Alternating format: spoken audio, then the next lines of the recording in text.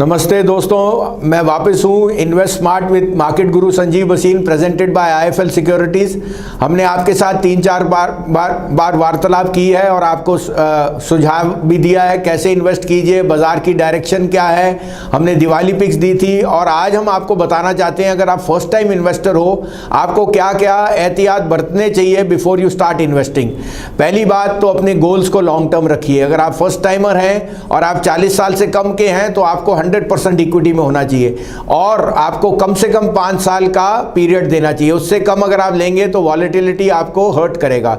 दूसरी बात, अंडरस्टैंड करिए कि आपका रिस्क टॉलरेंस क्या है, माने आप कितनी रिस्क ले सकते हैं। अगर आपकी रिस्क टेकिंग कैपेसिटी कम है तो फिक्स्ड इनकम या कोई डिवाइस्ड इंस्ट्रूमेंट में जा सकते हैं जहां रिटर्न्स अश्योर्ड हैं। इक्विटी में रिस्क रिवॉर्ड दोनों हाथ के साथ के साथ चलते हैं। रिस्क है in the short run, long run में रिवॉर्ड ही रिवॉर्ड है, लेकिन 5 साल का नजरिया रखना जरूरी है।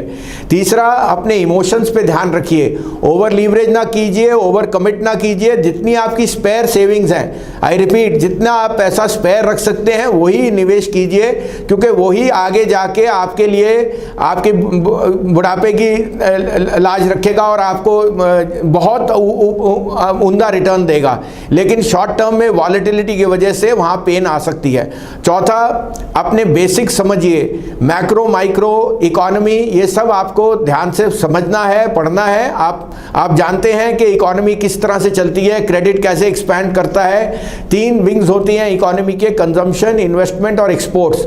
उन तीनों पे कैसे देश कर रहा है, कैसे इंडस्ट्री करनी है, ये सब आपको सोचना है, क्योंकि शॉर्ट टर्म में market can be driven by floors and emotion, लेकिन लॉन्गर टर्म पे सिर्फ मैक्रोज और अर्निंग्स ही बाजार को चलाती हैं। इस कारण से आपका पूरा इसमें रिसर्च होना चाहिए। अगर आप नहीं कर सकते तो कोई अच्छे इन्वेस्टमेंट हाउस से मिलिए, कोई ब्रोकरेज हाउस से। आईएफएल सिक्योरिटीज यहाँ सबसे लंबे पीरियड से है, we are in the top 3 brokerage houses और हम यहाँ अपने 30 साल का तजुर्बा आपके साथ शेयर करना चाहते हैं। इस कारण से रिसर्च करना सबसे ज़रूरी है। चौथा, अपनी इन्वेस्टमेंट्स को डाइवर्सिफाई ज़रूर करिए। आपका ब्रोकर चाहे आपको सब कुछ ही बोले इक्विटी में या बॉन्ड में लगाएं, ना करिए।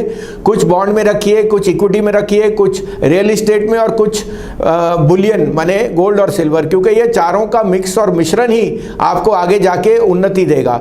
तो इस कारण से ये चारों का डाइवर्सिफिकेशन ज़रूरी है। और पांचवा, लीवरेज में मत जाइए जब तक आपको पूरा डेरिवेटिव का ट्रेड समझ ना आए। मेरे को पता है कई लोग शुरुआत में ही क्योंकि फ्रेंड ने या इन्वेस्टर ने या रिलेटिव ने बता दिया तो वो डेरिवेटिव में चले जाता है बिना उसके पिटफॉल्स को पता करते।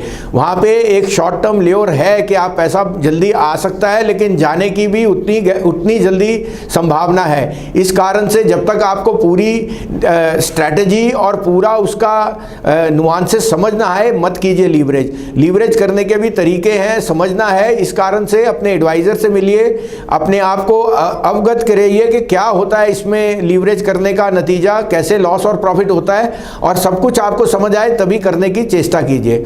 इस कारण से हमें लगता है ये 5-6 चीज़ों से नए निवेशक को काफ़ी फायदा होएगा और हम हमेशा बैठे हैं आपके लिए हेल्प करने के लिए, आपकी सहायता करने। अगर आपको ये प्रोग्राम अच्छा लगा तो लाइक प्लीज़ कीजिए। Thank you.